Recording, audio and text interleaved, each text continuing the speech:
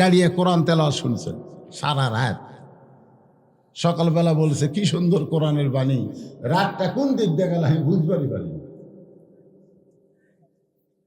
সমস্যা কি আল্লাহর কোরআন থেকে? একটু কথা শোনার দরকার আছে না নাই?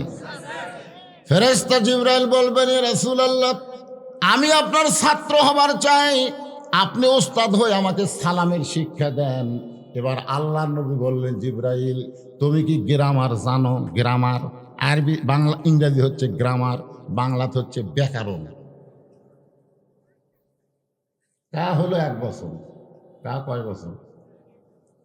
কুমা হলো 2 বছর, আর কুম হলো বহু বছর। আমি কোটি কোটি উম্মতের সামনে দাঁড়ায় আছি, আর তুমি আমাকে একলা লক্ষ্য করে বলতেছো আসসালামু আলাইকা ইয়া রাসূলুল্লাহ। তাহলে আমার গুনাহগার উম্মতের খবর কি? এদেরকে বাদ দিয়া তুমি শুধু আমারে সালাম দিলা কেন? জিবরাইল বলতে, হুজুর এদেরকে সালাম দিয়ে কোনো লাভ নাই, কারণ এদের নেকির চাইতে পাপ বেশি। নেকির চাইতে পাপ যখন বেশি হয়ে গেছে, আল্লাহ জাহান্নামে রায় দিয়া দিল, এদেরকে সালাম দিয়া কি হবে? আল্লাহ রাসূল আফসোস করে বলবে, জিবরাইল সালাম দেওয়ার সময় তুমি আমার গুনাহগার উম্মতকে বাদ দিবার পারলে, নেকি আর পাপ ওজন করার সময় আল্লাহ আমি নবীকে বাদ দিয়া আমার গুনাহগার উম্মতের নেকি পাপ ওজন করলো। এই বিচার হাকিম করবে আসামির, আমি উকিল সেখানে থাকতে পারলাম না। আল্লাহর বিচার আমি নবী মানব না। আল্লাহর এই বিচার আমি নবী মানব না। এই জন্য একটা গান আছে, আপনার শুনছেন গান? আছেন আমার মুক্তার, আছেন আমার বারিস্টার, শেষ বিচারের হাইকোর্টেতে সবাই বলেন শেষ বিচার, জোরে কোন বিচার? সেই বিচারের হাইকোর্টেতে তিনি আমায় করবেন পার, আমি পাপী রাসূল জাবিন্দার। আল্লাহ ডাকদা বলবেন, জিবরাইল আমার দোস্ত নবীকে বলে দাও, আমি আল্লাহ আমার দোস্ত নবী উম্মতের ব্যাপারে আফিল গ্রহণ করলাম। নবী তখন বলবে, আমি সামনে সামনে যাই, তোরা আমার পাশে পাশে আয়। আমাদেরকে নবী বলবে, আমি সামনে সামনে যাই, তোরা আমার পিছনে পিছনে আয়। নবী সামনে যাবে আর বারবার পিছন দিকে তাকাবে। পিছন দিকে তাকানোর কারণ হলো আমরা কেউ বাদ পড়লাম কিনা। সুবহানাল্লাহ কোন না কে? আমরা কেউ বাদ পড়ছি কিনা এটা দেখার জন্যে নবী বারবার পিছন দিকে তাকাবে। আমরা বলবো, ইয়া রাসূলুল্লাহ জাহান্নামের দরজা থেকে আমরা ফেরত আসতেছি, আমরা কেউ ছাড়া পড়বো না, আপনার পিছনে পিছনেও আমরা রওনা দিলাম। মিজানের কাছে এসে নেকি আর পাপ ওজন করা হবে। নেকির চাইতে পাপ বেশি হয়ে গেছে। আল্লাহ বলে, হাবিব গো তাকায় দেখেন, নেকির চাইতে পাপ বেশি, আমি এখন কি করব? আমার তো করার কিছু নাই। রাসূল বলে, আপনি হাকিম, আপনি কি করবেন? এখন যা করতে হবে উকিল করবে। আল্লাহ কয়, আপনি কি ওকালতি করবেন? আল্লাহ রাসূল তখন বলবে, আল্লাহ নামাজ, রোজা, হজ, যাকাত, জিকির এর যা সওয়াব আপনার দানকান্দের ফেরেশতা লিখছে, কিন্তু আমার প্রতি যে আমার উম্মতেরা দরুদ শরীফ পড়ছে, এই দরুদগুলো তো উম্মতের আমল নামায় নাই। এই দরুদগুলো আমি নবীর রওজার পাশে পৌঁছায় দিছি। আপনি বলেন আল্লাহ জিকির করা কি? আল্লাহ কয় ইবাদত। দরুদ পড়া কি? আল্লাহ কয় মহব্বত। আপনি বলেছেন যে সারা জীবনের উম্মতের নেকির ইবাদত যদি এক পাল্লায় দেওয়া হয়, আর আবু বকরের 1 রাতের মহব্বত যদি অন্য পাল্লায় দেওয়া হয়, সমস্ত উম্মতের নেকির চাইতে আবু বকরের মহব্বতের ওজন বেশি হবে। কয় রাত? সেটা কোন রাত? ও যে গারে সুরের মধ্যে নবী ঘুমায় গেছে, আবু বকর ঘুমায়নি। আল্লাহ নবী ঘুমায় গেছে, আবু বকরের উরাতকে বালিশ বানায়, কিন্তু নবী ঘুমায় না, আবু বকর ঘুমায় নাই। হঠাৎ আবু বকর দেখে নবীর কপাল ঘেমে ঘাম মুক্তার দানার মতো দেখা যায়। সুবহানাল্লাহ। আবু বকরের বড় লোভ হলো ওই ঘামটা নিয়ে আমি একটু নিজের চেহারায় মালিশ করব। সোনাল্লাহ খান নবী ঘুমিয়ে গেছেন, এমন সময় আবু বকর নবীর কপালের ঘাম নিজের চেহারার মধ্যে যেই মালিশ করছে, সঙ্গে সঙ্গে গাড়ে সুর আলোকিত হয়ে গেছে। তাকায় দেখে ছোট্ট একটা ছিদ্র, যদি কিছু বের হয়ে আমার নবীকে কামড় দেয়। আসলে গর্তের মধ্যে দুইজন আছে। আবু বকর নিজের অস্তিত্ব ভুলে গিয়া শুধু বারবার চিন্তা করে কিছু বের হয়ে যদি নবীরে কামড়ায়। ডান পাখানা বাম পাখানা ছিদ্রের মুখে লাগায় দেয়। আল্লাহ তাআলা বিষাক্ত সাপকে ডাক দেয়া বলে, সাপরে এখন পরীক্ষা কর, লিয়াবলুয়াকুম আইয়ুকুম আহসানু আমালা। বিষাক্ত সাপ এসে পায়ে কামড় দেয়, একবার দুইবার না, পাঁচবার কামড় দেয়। আবু বকরের দেহ থরথর করে কাঁপতেছে। হঠাৎ এক ফোঁটা চোখের পানি নবীর গাল মোবারকে পড়েছে। নবী ঘুম থেকে চেতন পায়, বলে আবু বকর, বিয়ে বাচ্চার কথা মনে করে বুঝি কাঁদতেছো? আবু বকর বলে, ইয়া রাসূলুল্লাহ, আমার বুকটা ছিঁড়ে যদি আপনাকে দেখাবার পারতাম। আমার কলিজার ভিতরে আল্লাহ রাসূল ছাড়া আর কারো জায়গা নাই। তাহলে কেন কাঁদতেছো? পা দিছে কি যেন বারবার কামড় দেয়। আল্লাহ নবী বলে, আবু বকর, বিষাক্ত সাপ কামড় দিল, সেই বিষের যন্ত্রণায় তোমার চোখ দিয়ে পানি পড়লো, অথচ আমি তোমার উরাতের উপরে ঘুম পাড়ি, একটা বার তুমি আমার ঘুম থেকে ডাক দিলা না। আবু বকর বলে, নবী গো, ওই আল্লাহর শপথ করে বলতেছি, আমার জীবনের চাইতে আপনার ঘুমের দাম অনেক বেশি। যেই বলছে আল্লাহর শপথ করে বলতেছি, আমার জীবনের চাইতে আপনার ঘুমের দাম অনেক বেশি। নবী বলে, আল্লাহ, আমি আবু বকরকে কি দিব? আল্লাহ বলতেছে, হাবিব রে, নামাজ নয়, রোজা নয়, শুধু আপনাকে মহব্বত করার রাতটার ওজন এতই বেশি, সমস্ত উম্মতের নেকির চাইতেও ওজন বেশি হবে। তাহলে আমরা যে দরুদ পড়তেছি, এটা কি ইবাদত না মহব্বত? মহব্বত। নবী পকেট থেকে বের করে নেকির পাল্লায় দিয়ে বলবেন, ওই যে মাগুর গাড়ির মাহফিলে আমার পাগলা উম্মতেরা আমার নাম শুনে সাল্লাল্লাহু আলাইহি সাল্লাম বলেছিল, সেই নেকি কি আপনার কাছে আছে? আল্লাহ কয় না। কার কাছে? তো আপনার কাছে। আমি সেটা মিজানের নেকির পাল্লা দিলাম, সঙ্গে সঙ্গে নেকির পাল্লার ওজন বেশি হবে। এখন বলেন, সেই দুরূদ পড়তে আমাদের কোনো আপত্তি আছে? যখনই নবীর নাম শুনবো তখনই বলবো সাল্লাল্লাহু আলাইহি ওয়াসাল্লাম। মাগুরগাড়ি দারুল উলুম কওমি মাদ্রাসার উদ্যোগে আজকের ইসলামী জলসায় সম্মানিত সভাপতি হাফেজ মোহাম্মদ আব্দুল্লাহ, আপনি আজকের মাহফিলের সম্মানিত সভাপতিকে অন্তরের অন্তঃস্থল থেকে আমি শুভেচ্ছা জ্ঞাপন করছি। আজকের এই মাহফিলের সম্মানিত প্রধান অতিথি জননেতা আলহাজ মোহাম্মদ মুজিবুর রহমান মজনু, বগুড়া জেলা আওয়ামী লীগের সম্মানিত সভাপতি, আপনাদের শেরপুর উপজেলার একসময় সাবেক চেয়ারম্যান ছিল, বলেন ঠিক কিনা? তো এখন আছে বর্তমান চেয়ারম্যান। হ্যাঁ, বর্তমান চেয়ারম্যান, সামনে হয়তো এমপি ইলেকশনে যাবে। আজকে তিনি আসেন নাই, ওনার প্রতিনিধি কিছু কথা বলে গেছেন।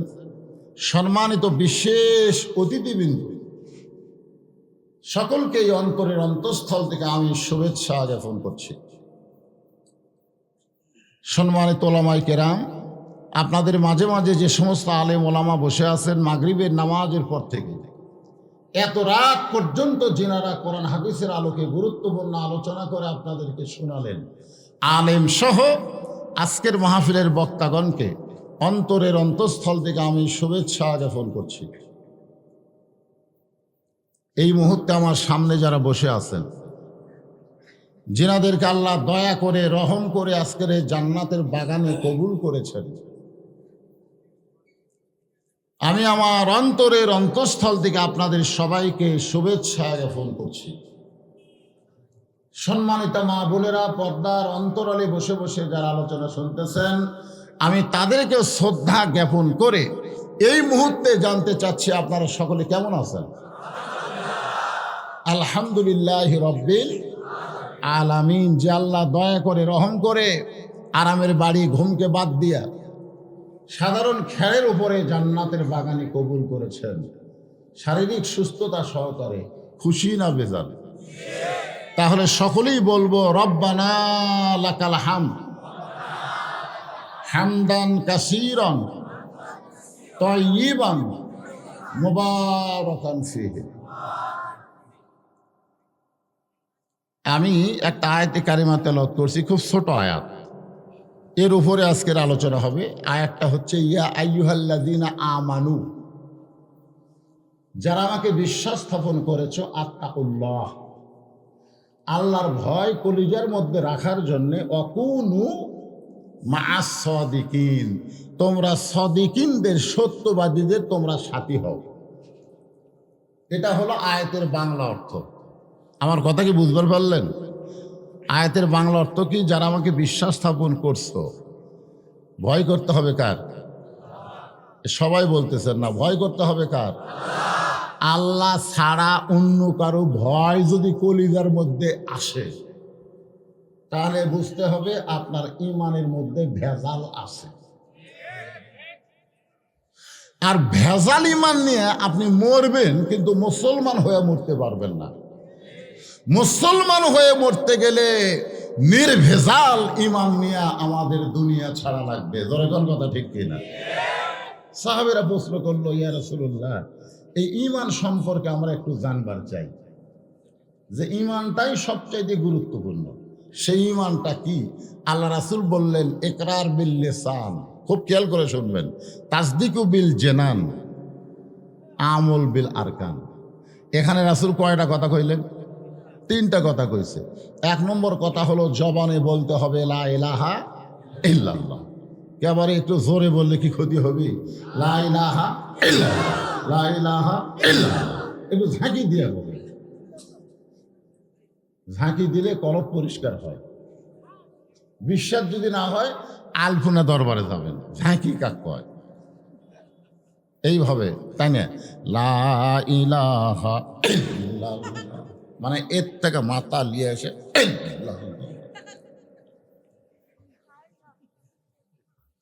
একটু ঝাঁকি দিয়ে বলা লাগবে। বাবা, এটা হচ্ছে মুখের কথা। ইকরার বিল লিসান, জবানে বলা লাগবে। 2 নম্বর হলো তাসদিক বিল জানান। তাসদিক বিল জানান, কলিজার মধ্যে ঈমানের জায়গা দেওয়া লাগবে। কলিজার ভিতরে, জোরে কোন কার ভিতরে? কলিজার মধ্যে যদি ঈমানের জায়গা হয়, আপনারা বলেন তো ওই মানুষের চরিত্র কেমন হবে? খালি ভালো। কলিজার মধ্যে যারা ঈমানের জায়গা দিবে, তাদের চরিত্র হলো দরকার হলে দুনিয়া ছাড়বো, দরকার হলে মরে যাব, কিন্তু ঈমান ছাড়বো না। যে ঈমানটা আল্লাহ বর্তমানে ফিলিস্তিনের মুসলমানকে দিছে। একই মায়ের 2টা সন্তান যুদ্ধ করতে গেছে। কয় সন্তান? কি লিয়া? অস্ত্র নাই। মা 2 জনকে 2টা পাথর দিয়ে বলছে যে ইহুদিরা আল্লাহর ঘর বাইতুল মুকাদ্দাসকে নাপাক করতেছে, তোরা যায় 2টা পাথর মার যা। মা তার 2 বাচ্চাকে পাঠায় দিছে, 8 বছর 8.5 বছরের বাচ্চাকে 2টা পাথর দিছে। আচ্ছা আপনি বলেন তো, ওই রাইফেলের কাছে পাথর খুলে, এখন 2 বাচ্চা পাথর নিয়ে আল্লাহু আকবার করে যখন স্লোগান দিয়ে মারছে, পাথর ওদের গায়ে লাগে নাই, কিন্তু ওরা এমন ভাবে রাগ করে গুলি করলো, কারণ মুসলমানকে ইহুদিরা সহ্য করতে পারে না। গুলি করার সাথে সাথে এক ভাই মারা গেল, আর এক ভাইয়ের হাত উড়ে গেল। এক ভাই মারা গেছে, আর এক ভাইয়ের দেহ থেকে একটা হাত চলে গেছে। এবারে মাগুর গাড়িকে আমি প্রথম 38 বছর ওয়াজে কোনোদিন পেজর চা খেলাম না রে। এই খেয়াল করে শুনতেছেন, তাসদিক বিল জানান, একটু মনোযোগ দিয়ে শোনেন। এক ভাই দুনিয়া থেকে চলে গেছে গুলি খেয়ে, আর এক ভাইয়ের দেহ থেকে একটা হাত উড়ে গেল। ফিলিস্তিনের মুসলমান 2টা সন্তানকে নিয়ে গেছে মায়ের কাছে। হাসপাতালে মা দেখতে গেছে, দেখতেছে একটা দুনিয়া থেকে চলে গেছে, আর একটা দেহের মধ্যে হাত নাই। সঙ্গে সঙ্গে মা মুচকে হাসি দিয়ে বলতেছে আলহামদুলিল্লাহ। মা বলতেছে আলহামদুলিল্লাহ। সাংবাদিক জিজ্ঞাসা করে মরে গেলে বলতে হয় ইন্না লিল্লাহ, অথচ আপনার একটা ছেলে মারা গেল আর একটা ছেলে আহত হয়ে গেল, আপনি আল্লাহর শুকুর আদায় করেন কেমনে? মা মুসকি মুসকি হাসার বলে তোমরা বলতেছো আমার সন্তান মরে গেছে, কিন্তু আল্লাহর কোরআন বলতেছে মরে নাই। এখন তোমাদের কথা বিশ্বাস করব না আল্লাহর কোরআনের কথা বিশ্বাস করব? আল্লাহর কোরআন বলতেছে ওয়ালা তাকুলু লিমান ইউকতালু ফি সাবিলিল্লাহি আমওয়াতুন বাল আহইয়াউ ওয়ালাকিন লা তাশউরুন। আপনারা বলেন তো আমাদের কথা ঠিক না আল্লাহর কথা ঠিক? আমরা বলতেছে ফিলিস্তিনে এ পর্যন্ত 17,000 মারা গেল।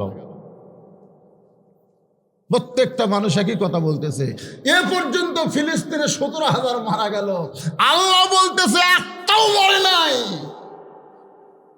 আল্লাহ বলতেছে আমার জন্য যারা জীবন দিবে তাদেরকে তোমরা মৃত্যু বলো না, আমি আল্লাহ বলতেছি তারা চিরজীবন লাভ করেছে। জোরে বলেন সুবহানাল্লাহ। তাহলে এখন বলেন যারা আল্লাহর জন্য বাইতুল মুকাদ্দাসকে হেফাজত করার জন্য জীবন দেয় তারা মরছে? তাসদিক বিল জানান, কলিজার মধ্যে যখন ইমানের জায়গা হবে ওই মানুষটা দরকার হলে ফাঁসির মঞ্চে যাবে, কিন্তু রাষ্ট্রপতির কাছে বাঁচার দরখাস্ত লিখবি। উকিল বলতেছে আপনার ফাঁসি তো কার্যকর হবেই, যদি বাঁচবার চান রাষ্ট্রপতির কাছে একটা দরখাস্ত লেখেন। লোকটা মুসকি মুসকি হাসতেছে। উকিল বলে হাসেন কেন? বলে হাসার কারণ হলো আমি আমার জীবনে 3টা রাষ্ট্রপতি ক্ষমতার থাকা অবস্থায় মরা দেখছি।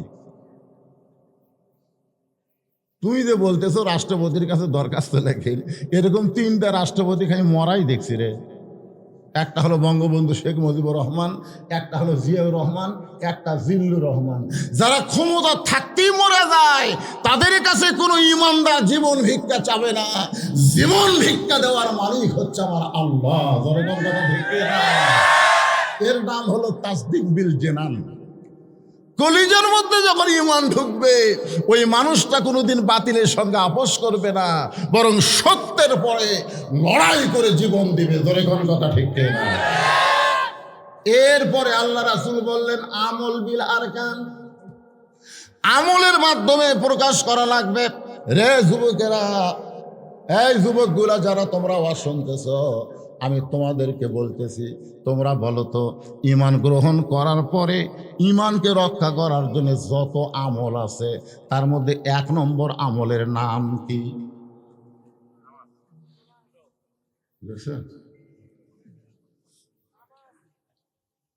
আপনারা, আমি কিন্তু আমলের কথা কইছি, আমল আমল।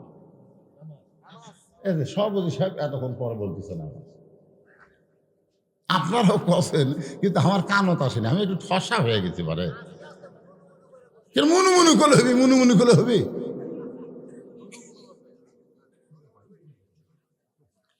শোনেন, এই নামাজ সম্পর্কে রাসূল ডাইরেক্ট কিছু হাদিস বলছেন।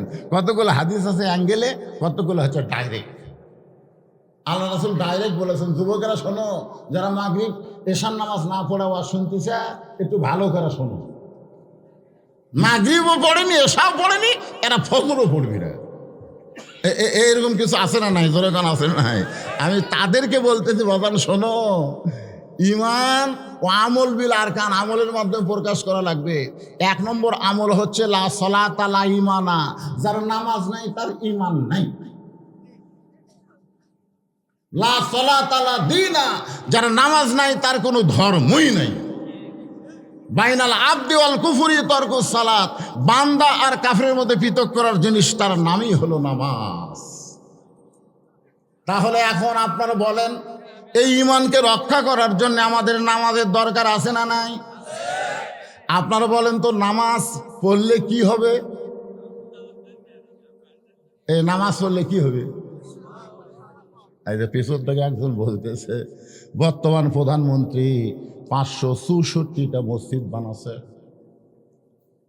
গোটা পৃথিবীর কোন প্রধানমন্ত্রী, পৃথিবীর কোন রাষ্ট্রনায়ক এতগুলা মসজিদ বানায় নাই যে মসজিদ বর্তমান প্রধানমন্ত্রী বানাইছে।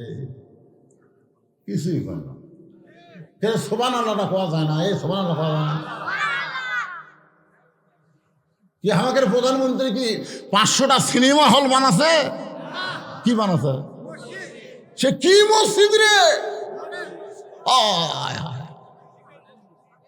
মসজিদের কাছে গেলে আমি ড্রাইভার করে একটু ব্রেক কর, একটু দেখি রে।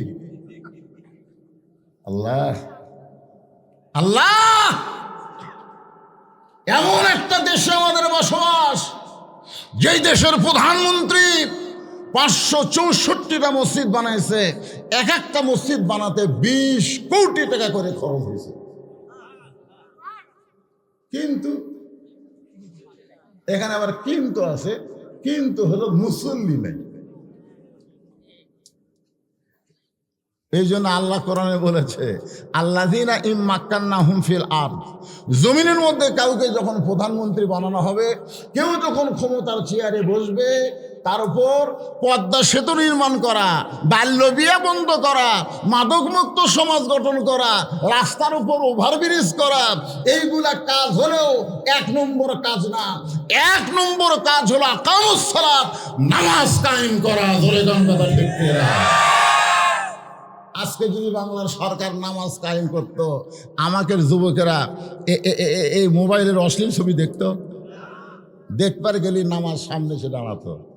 এই জন্য আল্লাহ বলেছেন, ইন্নাস সালাতা তানহা আনিল ফাহশাই ওয়াল মুনকার, একমাত্র নামাজই পারে মানুষকে যাবতীয় খারাপি থেকে বাঁচায় দিতে। এখন কতগুলা যুবক বলতেছে, হুজুর আমরা না হয় 5 ওয়াক্ত পড়ি না, তাই বলে কি জুমার নামাজ পড়ি না। মাইকের সাউন্ড এরকম করলে হবে না তো বাবা। এই দেখেন সাউন্ড আর ভিতরে নাই, সব বাইরে যায় বাজতেছে। আপনারা কি আমার কথা শুনতে পাচ্ছেন?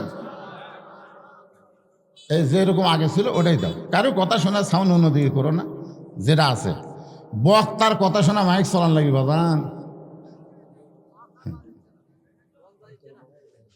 বক্স বলবে আসতেছে না, ভিতরে সাউন্ড দাও। যারা বসে আছে এরা যেন আমার কথা বুঝবার পরে। বক্স বাজিচ্ছে, আমার কথা কি শুনবার পারতেছেন? মাশাআল্লাহ, শুনবার পারলেই ঠিক আছে।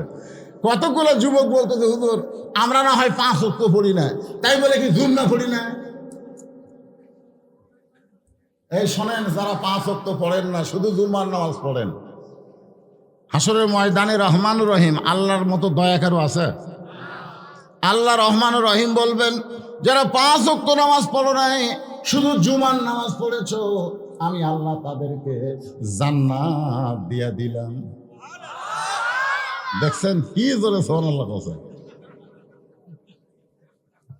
যারা 5 ওয়াক্ত পড়ে নাই, খালি জুম্মা পড়ছো, আমি আল্লাহ দয়া করে তাদেরকে জান্নাত দিয়ে দিলাম। যেই মাত্র জান্নাত জুম্মা পার্টি 5 ওয়াক্ত পড়েনি, জান্নাতের খবর পাইছে, মারছে দৌড়। এক দৌড়ে জান্নাতের কাছে গিয়া দেখে জান্নাতের দরজার বিশাল একটা তালা। বিশাল একটা কি তালা। তো এখন বলবে, আল্লাহ আপনি আমাকে জান্নাত দিলেন, কিন্তু জান্নাতের দরজার যে তালা দেওয়া, আমরা কি করব? আল্লাহ বলতেছে, খুঁজে দেখ চাবি আছে। তখন জুম্মা পার্টি পকেট হাঁটা দেখবে একটা চাবি আছে। চাবি তালার মধ্যে ঢুকবে ঠিকই, কিন্তু ঘুরবি না। তো বলে, আল্লাহ চাবি তো পাইলাম, ঢুকলেও ঠুকি, কিন্তু ঘুরলো না। আল্লাহ কয়, ঘুরবার গেলে তোর চাবির মধ্যে 5টা দাগ থাকা লাগবে, কারণ তালার মধ্যে 5টা দাগ আছে। দাগে দাগে যদি মিল হয় তাহলে কুট্টুস করে খুলে দেবে। তোর চাবি বাইর করে দেখতো দাগ আছে। কয়, না আল্লাহ আমার চাবি তো তেল তেলা। তখন জুম্মা পার্টি বলবে, 5টা দাগ কিসের? আল্লাহ বলবে, ফজর, জোহর, আসর, মাগরিব, এশা, এই 5টা দাগ যদি না থাকে তোর চাবিও খুলবি না, জুম্মা পার্টি জান্নাত দেখবার পারবে, কিন্তু ঢুকবার পারবি না।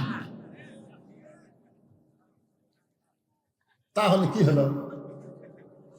এই জান্নাতে যদি ঢোকায় না যায়, জান্নাত দেখে কোনো লাভ আছে? এই জন্য যারা খালি জুম্মা মারেন, আমি তাদেরকে অনুরোধ করব, জি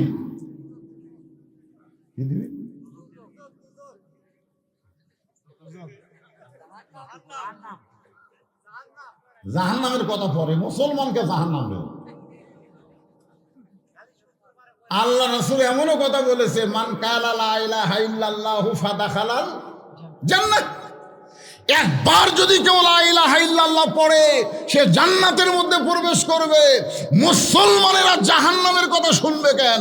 মুসলমানেরা জান্নাতের ওয়াজ শুনবে। জোরে কোন কথা ঠিক কিনা? আমি বলবো জান্নাত দেখে ফেরত আসা কষ্টকর না। আমরা কি মরছি? মরলে না হয় এই কষ্ট হবে, এখনো তো বাঁচে আছি রে যুবক। আজকে ফজর থেকে খালি নিয়ত করেন যে বাকি জীবনে একটা ওয়াক্ত নামাজ বাদ দেব না। আল্লাহ কয় যত নামাজ না পড়েছিস পাপ হয়েছে, নিয়ত করার সঙ্গে সঙ্গে আমি আল্লাহ তোকে মাফ করে দিলাম।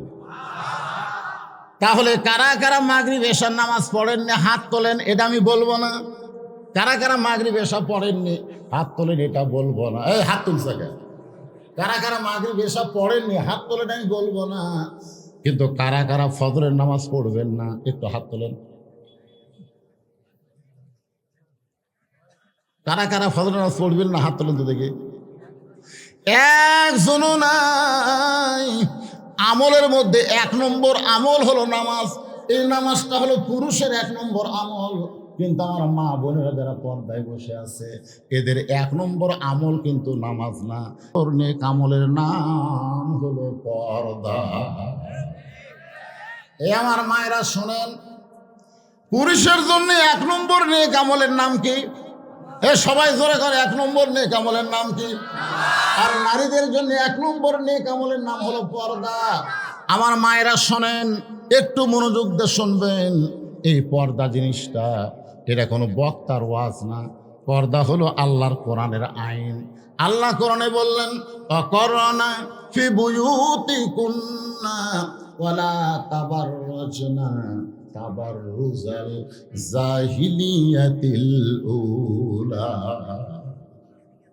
আচ্ছা, আপনারা কি আমার কথা বুঝবার পারতেছেন না? তাহলে এই উল্টা বসা করেন কেন? হ্যাঁ,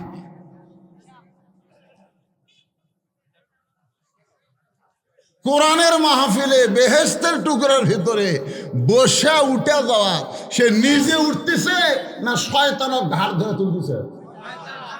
শয়তান বলতেছে তুই তো নামাজ পড়িস না, তুই নামাজের ওয়াজ শুনবি কে রে, ওঠ। আশ্চর্য কথা। এখন পর্দার ওয়াজ যেই শুরু করব, কতগুলো মরদ মানুষ বলবি আমার বইয়েরই পর্দা নাই। আরে পাগলা, নাই তো কি হয়েছে? নামাজ পড়লি নাই তো কি হয়েছে? আজ থেকে আমরা শুরু করব। হায়াত আছে না নাই? ধরে কোন হায়াত আছে না নাই? আল্লাহ বলেছেন লা তামুতুন্না, মৃত্যুবরণ করো না ইল্লা ওয়া আনতুম মুসলিমুন, যতক্ষণ মুসলমান না হবে। এক হিন্দু আমাকে বলতেছে, হুজুর আপনি মুসলমানের ঘরে জন্ম নিয়েছেন তো বড় বড় কথা বলতেছে, হিন্দুর ঘরে জন্ম নিলেই বুঝতেন। আমি বললাম পাগলা, তুই হিন্দুর ঘরে জন্ম নিছিস তো কি হয়েছে? মরার সময় মুসলমান হয়ে মর। কারণ এখনো তো আমরা জীবিত আছি, আসি না নাই? ধরে কোন আসি না নাই? এখন আমাদের তওবা করার সুযোগ আছে ভাই। আমার মা বোনেরা যারা পর্দার অন্তর আছেন একটু মনোযোগ দেন। গভীর রাত্রে মা ফাতেমা হযরত আলীর বুকের মধ্যে মাথা লুকাইছে, ছোট বাচ্চার মতন ফোফায় ফোফায় কাঁদতেছে। আলী বলতেছেন, ফাতেমা এই গভীর রাত্রে তুমি কেন কাঁদতেছ? ফাতেমা বলে, স্বামী গো, আল্লাহ তাআলা আমার দোয়া কবুল করেছে। হযরত আলী বলে, ফাতেমা আল্লাহ যদি দোয়া কবুল করে থাকে তাহলে কান্দো কেন? আল্লাহ দোয়া কবুল করছে তাহলে কান্দো কেন? কারণ দোয়া কবুল করা হলো আলহামদুলিল্লাহ, দোয়া কবুল করা হলো খুশির খবর। ফাতেমা বলে, স্বামী গো, কি দোয়া আল্লাহ কবুল করছে এইটা কি আপনি শুনবেন না? আলী বলতেছে, ফাতেমা কি দোয়া আল্লাহ তোমার কবুল করলো? ফাতেমা বলতেছে, আল্লাহ তাআলা আমাকে পর্দার মধ্যে মৃত্যু দান করবে। কার ভিতর? পর্দার ভিতরে আল্লাহ মৃত্যু দান করবে। আলী বলতে যে ফাতেমা, যেই মেয়েটা সব সময় দুনিয়াতে পর্দার মধ্যে থাকলো, সেই মেয়েটাকে আল্লাহ পর্দার মধ্যে মৃত্যু তো দিবেই, এইটা খুশির খবর, তাহলে তুমি কান্দো কেন? ফাতেমা বলে, স্বামী গো, এই মৃত্যুটা কখন হবে আপনি কি জানেন?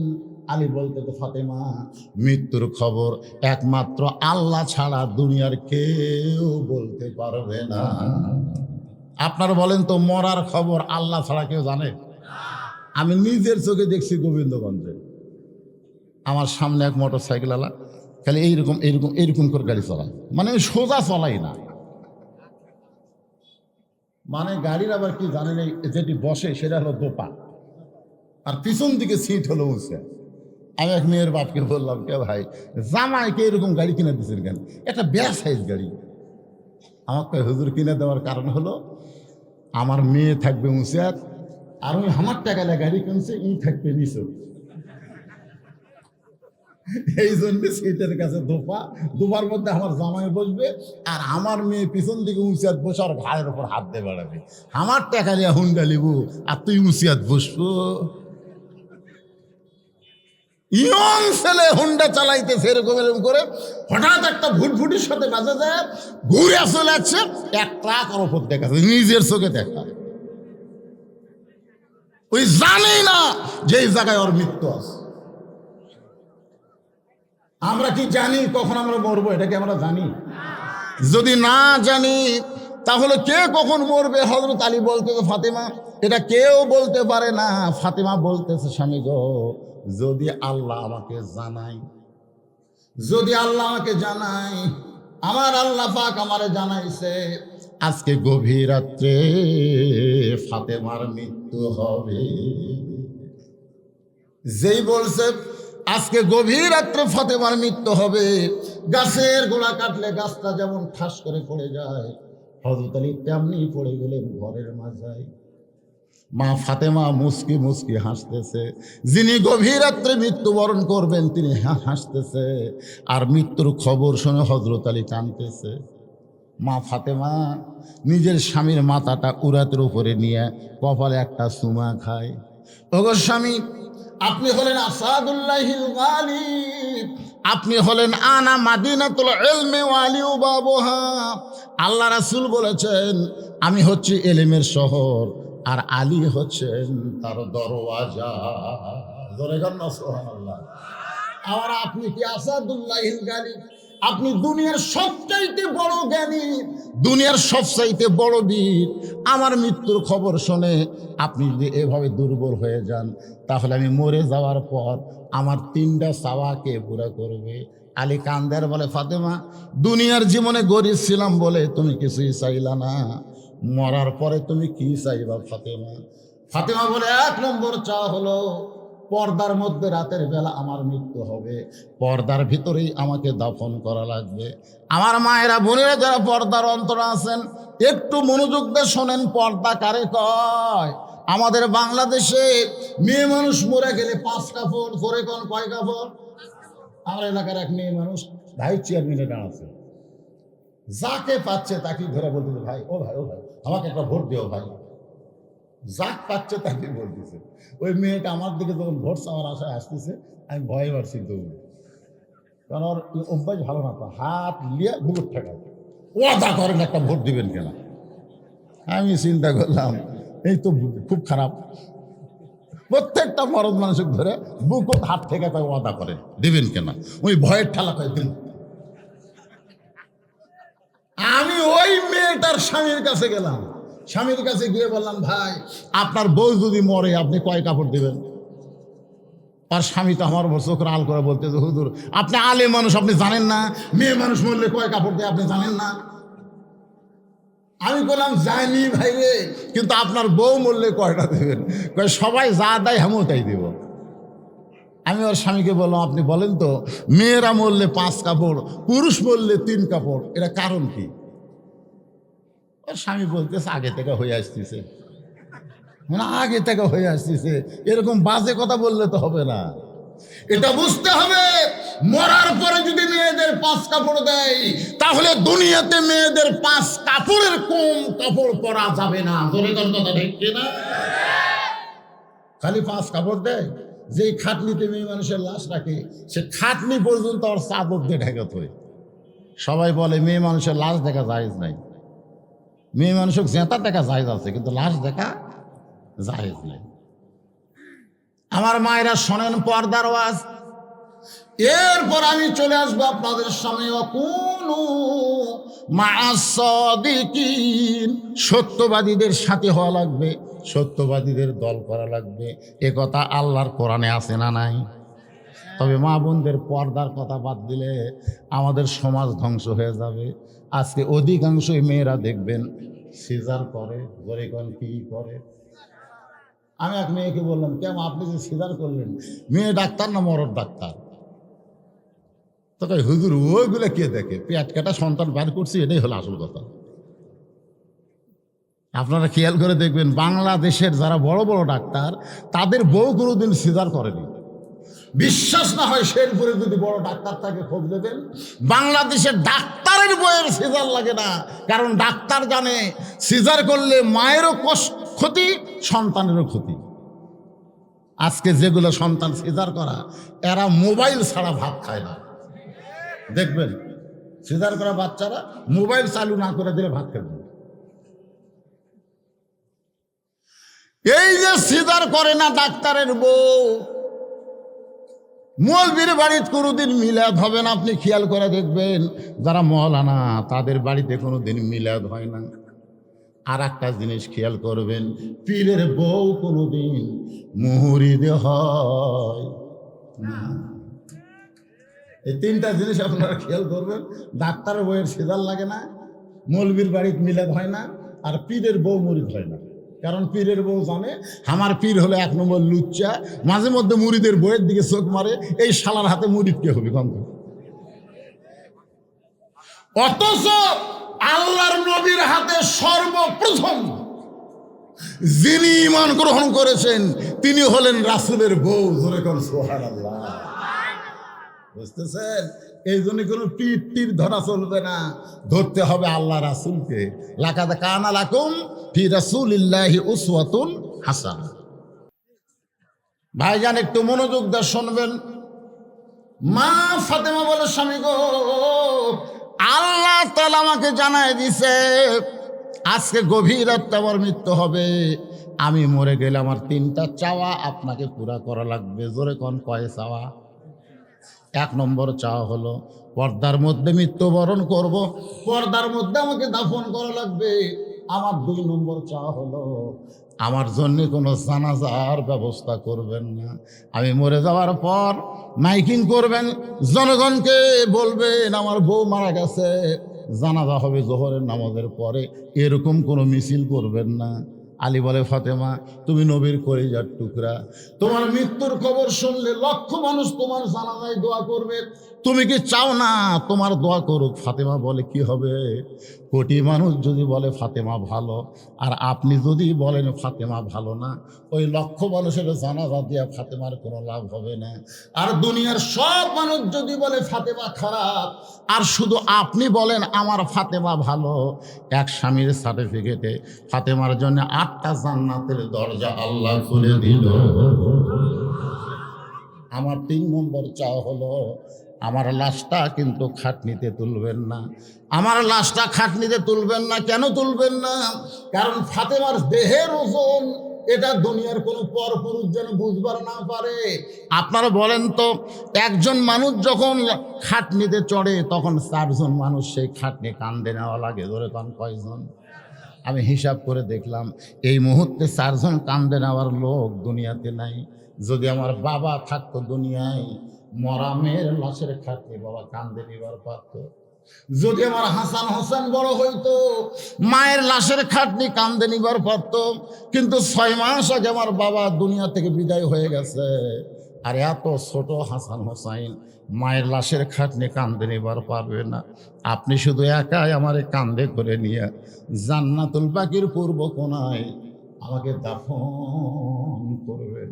ও গো স্বামী, আমার জন্য যদি আপনার কবর খুঁড়তে কষ্ট হয়, তাহলে আপনার আপন বন্ধু কেউ যদি থাকে দুনিয়ায়, তার একটু বলে দিবেন সে যেন ফাতেমার কবর খনন করে দেয়।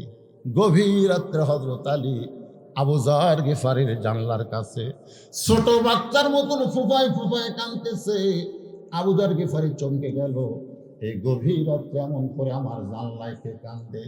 দরজা খুলে তাকায় দেখে আসাদুল্লাহিল গালিব হযরত আলী কাঁদতেছে।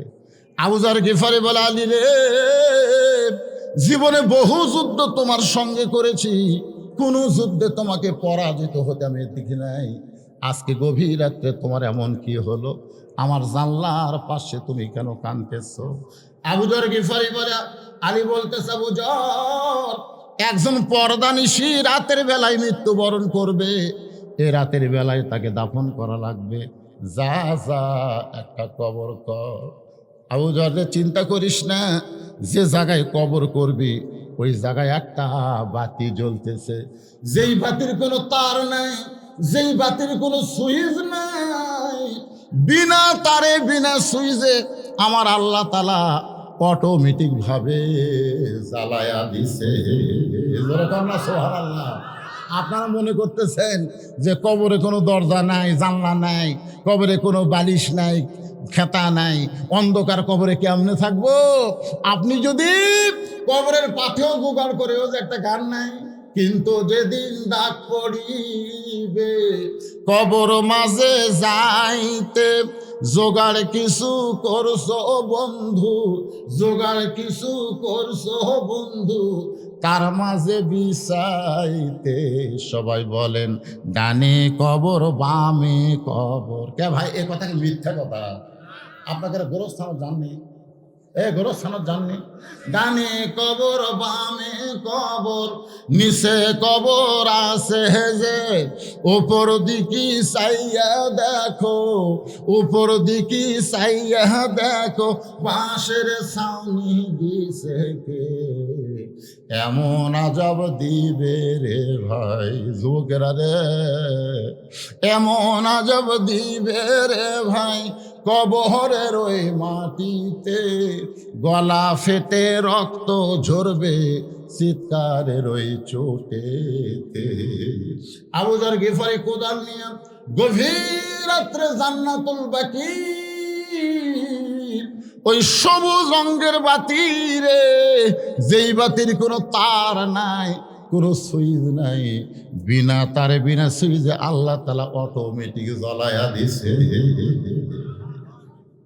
নিচের দিকে তাকায় দেখে আলোটা গোলাকার হয়নি, বাতির আলো কিন্তু গোলাকার হয়। আবু যর গিফারি তাকায় দেখে চার কোনা হয়ে আলো পড়েছে, ওই আলোর মধ্যে কোদাল দিয়ে কবর খোঁড়া শুরু করলো। কোদাল মারতে মারতে এক সময় আবেগ বিবেক, আবেগ বিবেক, আবেগ আছে না নাই? বিবেক কি? বিবেক আমাদের বাংলাদেশের অধিকাংশ নেতারাই আবেগে কথা কয়। গত বছর এক নেতা আমার সামনে মঞ্চে বলল, 23 সাল হলো দুর্ভিক্ষের বছর। আমি নেতা বললাম, ভাই 23 সাল দুর্ভিক্ষের বছর আপনি কেমনে বুঝলেন? দেশের অবস্থা থেকে বোঝা যায়। আমি কইলাম, ভাই রে, এটা পৃথিবীর অন্য দেশে বলা যাবে, শ্রীলঙ্কা বলা যাবে, অন্য দেশ বলা যাবে, কিন্তু বাংলাদেশকে দুর্ভিক্ষ বলা যাবে না। কারণ যেই দেশের আকাশ দিয়ে পাখি উড়ে যাওয়ার সময় পায়খানা করলে মাটির পড়ার 7 দিন পরে একটা করে গাছ তৈরি হয়, এটা দুর্ভিক্ষের দোষ না। অভাব হতে পারে, জিনিসপত্রের দাম বাড়তে পারবে, কিন্তু মানুষ না খেয়ে থাকবে না। কথা বল না। আগে বাজারত গেলে 10 টাকা 20 টাকা বার হচ্ছিল, ধরে করছে কিনা, আর এখন বাজারত গেলে খালি 500 টাকার লোক, খালি 500 টাকা। আমি বললাম, কে ভাই এত টাকা আছে হুজুর? জিনিসপত্রের দাম বাড়লে কি হবে? কামাই যদি বেশি হয় অসুবিধা আছে। কথা কন না কেন? আগে আমাদের এলাকার প্রতি সপ্তাহে একটা করে গরু জবাই হতো, সকালবেলায় এসা পর্যন্ত গরুর গোস্ত বিক্রি হতো।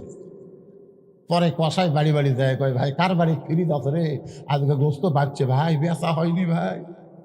আর এখন ফজরের সময় জব করে, 8টার সময় যায় দেখে গোস্ত নেই। এ কথা কন না কেন, কথা কন না কেন, 8টার সময় যায় দেখি নাই। দুর্ভিক্ষ আল্লাহ বলেছেন অমামিন দাব্বাতিন ফিল আরদি ইল্লা আলাল্লাহি রিজকুহা, পৃথিবীতে এমন কোন বিচরণশীল প্রাণী নাই যার রিজকের ব্যবস্থা আল্লাহ করেনি। ধরে কোন কথা ঠিক কি না? রিজক দেওয়ার মালিক কে? আরো জোরে জোরসে বলুন। তাই আবেগে কোনো কথা বলা যাবে না, কথা বলতে হবে বিবেকে।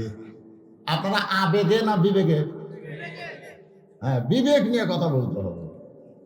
কিন্তু আবু যর গেফারি আবেগে, আবেগে বলতেছে কবর তুই কি জানিস এই গভীর রাত্রে আমি কার কবর খুঁড়তে এসেছি? কবর বলতেছে তুই কি জানিস রে কবর, আজকে তোর মধ্যে এমন একজন নারীকে রাখা হবে যার স্বামী হলো আসাদুল্লাহিল গালিব, যার স্বামী হলো আল্লাহ নবীর সময় শিক্ষামন্ত্রী। জোরে কোন সুবহানাল্লাহ। নবী যখন মদিনার প্রেসিডেন্ট ছিল ওই সময় শিক্ষামন্ত্রীর নাম কি? কথা কয় না। হজরত আলী রে, হজরত আলী হলো শিক্ষামন্ত্রী। আলীর মতন শিক্ষামন্ত্রী যদি এখন বাংলাদেশে থাকতো, প্রত্যেকটা প্রাইমারি বন্ধ হয়ে নুরানি মাদ্রাসা চালু হয়ে যেত। জোরে কোন কথা ঠিক কিনা? কারণ মুসলমান নারীর জন্য বাংলা ইংরেজি শিক্ষা করা আগে ফরজ না আগে কোরআন শিক্ষা করা? হ্যাঁ, আগে কোরআন শরীফ শিখ, তারপরে বাংলা ইংরেজি শিখ। এখানে এখনো বোধহয় ক্লাস 3 পর্যন্ত নুরানি হয়নি, হয়েছে? এখনো হয়নি। আমার ওখানে ক্লাস 3 পর্যন্ত নুরানি আছে। আমি আমার এলাকায় চ্যালেঞ্জ করছি, যে মিডিয়ার মাধ্যমে আজও করতেছি। আমার কাহালু উপজেলার মধ্যে প্রাইমারির 5-এর কোনো ছাত্র ছাত্রী যদি আমার নুরানি মাদ্রাসার ক্লাস 3-র ছাত্র ছাত্রীর মতন বাংলা ইংরেজি অঙ্ক করতে পারে, তাহলে 10,000 টাকা পুরস্কার। আজ পর্যন্ত আমার এই পুরস্কার কেউ গ্রহণ করেনি, কারণ সবাই জানে প্রাইমারিরা নুরানি মাদ্রাসার সাথে তার বি পারবে। তাহলে আপনার গ্রামে প্রাইমারিও আছে, নুরানি মাদ্রাসাও আছে। আপনি বাবা হিসাবে আপনার সন্তান, এই মুরব্বী উঠলো করে, না না না, এখানে ওঠার কথা আছে। আচ্ছা, আপনি একজন বাবা, বাবা হিসেবে আপনার গ্রামে প্রাইমারিও আছে, নুরানি মাদ্রাসাও আছে। এখন আপনি আপনার সন্তানকে কোন জায়গায় ভর্তি করে দিবেন, আপনার বিবেক আছে না নাই? এই জোরে কান, বিবেক আছে না নাই? মিন শারিল ওয়াসওয়াসিল খান্নাস, শয়তান বলবে প্রাইমারি উপবৃত্তি আছে, নুরানি মাদ্রাসাতে উপবৃত্তি আছে। সামান্য উপবৃত্তির জন্য আপনার মাসুম বাচ্চাকে আপনি নষ্ট করবেন, এইটা কোনো বাবার বিবেক না। বরং প্রত্যেকটা সন্তানকে ছোট অবস্থায় এই নুরানি মাদ্রাসায় ভর্তি করে দেওয়া লাগবে। জোরে কর কথা ঠিক কিনা? এ কথা কন না কেন? কারা কারা সন্তান ভর্তি করে দিবেন? 2 হাত তোলা, আল্লাহ দেখান তো দেখি। কে কে তোলেনি দেখি? লিল্লাহি তাকবীর। 2-1 জন তোলেনি, যেরকম আমি তুলছি। আমার যদি আপনি কোন হুজুর, আপনি কোন ছেলে ভর্তি করে দেবেন? আপনি যে আমাকে হাত তুলে দিলেন, আসলে আমার কোনো ছেলেই নেই। আমার 3টা মেয়ের মধ্যে 2টা মেয়ের বিয়ে হয়ে গেছে, আর একটা মেয়ে ছোট, উই আবার তানজিবুল উম্মাহ হাফিজি মাদ্রাসায় বগুড়ায় পড়তেছে। আমার এক নাতি আছে রে হোসাইন, উনি এখন তানজিবুল উম্মায় হাফিজ হচ্ছে। তার মানে হাত তুলে আমি বুঝালাম, ছেলে দিবার পারি তো কি হয়েছে, নাতিক দিয়েছি। ধরে কোন কথা ঠিক না? তো নাতি কি ছেলে না? উইকে আমি না থাকলে দুনিয়াতে আসতো। ওর মাও আমি জন্ম দিছি, আর ওর মায়ের পেট থেকে উনি বাড়াছে। কথা কন না, কথা কন না কেন? তাহলে আপনাদের নাতি পুতি যেগুলো আছে, ছেলে মেয়ে হয়তো নাই, বড় হয়ে গেছে, নাতি পুতিকে এই মাদ্রাসায় দেওয়ার দরকার আছে না নাই? যে মাদ্রাসার একটা মাসুম বাচ্চা কথা ঠিক মতো করবার পারে না, সেই বাচ্চা জানাজা পড়ে আপনাদেরকে দেখালো। বিবেক, বিবেক সবচাইতে বড় আদালত। এর চাইতে বড় আদালত আর দুনিয়াতে নাই। জজ কোর্ট, সুপ্রিম কোর্ট, হাইকোর্ট আজকে বিচার অনেক সময় অন্যায়ভাবে করতেছে। জোরে কর কথা ঠিক কিনা? কিন্তু আপনার বিবেকের উপর একবার তাকায় দেখেন, আবু যর গিফারি বলল, কবর, খবরদার বেয়াদবি করবি না, তোর মধ্যে এমন একজন নারীকে রাখা হবে যার 2টা সন্তান জান্নাতি যুবকদের সর্দার। সুবহানাল্লাহ, আসতে বলেন। ওমর ফারুক আসরের নামাজের পরে নবীকে বলতেছি, ইয়া রাসূলুল্লাহ, আপনি আসরের নামাজ পড়ালেন, প্রথম রাকাতে 3 বার সুবহান রাব্বিয়াল আলা কইলেন, আপনি আল্লাহ আকবার করলেন, আমরাও মাথা তুললাম, কিন্তু দ্বিতীয় রাকাতে যায়া 100 বারের বেশি আমি সুবহান রাব্বিয়াল আলা কই, কিন্তু আপনি সেজদা তোলেন না। এক সময় আমার মনে হলো নবী কি ঘুমে গেছে নাকি রে? আমি মাথা তুলে দেখবার চাইলাম, কিন্তু আমার বিবেক বলল একতে দায়িত্ব বিহাজার ইমামকে অনুসরণ করা লাগবে। এত লম্বা সেজদা দিলেন কেন হুজুর? আল্লাহ রাসূল বললেন, ওমর, তুমি যেমন সেজদায় ছিলা, আমি নবীও তেমন সেজদা ছিলাম। তোমরা কেউ জানো না, আমি দ্বিতীয় সেজদা দেওয়ার পরে 2টা পবিত্র আমার পিঠের উপর এসে বসেছে, 2টা পবিত্র। আমি 3 বার সরবের আলা বলার পরে আমি বাম হাত দিয়ে ওদেরকে নামাবার চাই, আমার হাসান হোসেনকে আমি পিঠ থেকে নামাবার চাই, কিন্তু নামাজের মালিক আল্লাহ ডাক দেয় বলে, হাবিব, আমার চিন্তা করে আপনি হাসান হোসেনকে নামাবেন না, ওরা 2 ভাই যতক্ষণ আপনার পিঠে বসে থাকবে আপনি সেজদা থেকে মাথা তুলবেন না। 100 বার সূরাতুল আলা বলার পরে ওরা 2 ভাই নামে গেছে, তারপরে আমি সেজদা থেকে মাথা তুলছি। সঙ্গে সঙ্গে সমস্ত সাহাবীরা চুপ করে বলতেছে, আল্লাহ আল্লাহ। নবীর পিঠে যারা চড়ে বসে আল্লাহ সেজদা তুলবার না বললে নবী তুলবার পারে না, এরা আর যাই হোক সাধারণ কোন সন্তান না। সেই 2 সন্তানের মা এই কবরের মধ্যে রাখা হবে। খবরদার কবর বেয়াদবি করিস না। কবর রে, তোর মধ্যে এমন একজন নারীকে রাখা হবে, আল্লাহ নবীর মেয়ে হওয়ার পরেও নবী তাকে মা হিসাবে সম্মান করেছে। ফাতেমা নবীরকে আমাকে একজন বলতে যে, হুজুর, খাদিজা যদি মা হয় উম্মাহাতুল মুমিনিন, তাহলে ফাতেমাকে মা বলা যাবে না? আমি বললাম, তাহলে ফাতেমাকে কি বলা লাগবে? বলে, ফাতেমাকে বলা লাগবে বোন। আমার কথা কি বুঝলেন? খাদিজাকে, আমাকে খাদিজা কে হয়? হুজুর আপনি একটু জোরে কন্ত, কে হয়? উম্মাহাতুল মুমিনিন। তাহলে ফাতেমা হলো খাদিজার মেয়ে, মা যদি মা হয় তাহলে মেয়ে বোন হবে। তো হুজুর আপনারা বলবেন বোন ফাতেমা। আমি বললাম, কে রে পাগলা, আদম তোমার কে হয়? তাই আমার বাপ হয়। তোর বাপের কে হয়? বাপ হয়। তোর দাদার কে হয়? বাপ হয়। তা আদম যদি তোরও বাপ, তোর বাপেরও বাপ, তোর দাদারও বাপ, তাহলে ফাতেমা আমাকে মা হলে অসুবিধা কোন জায়গায় রে?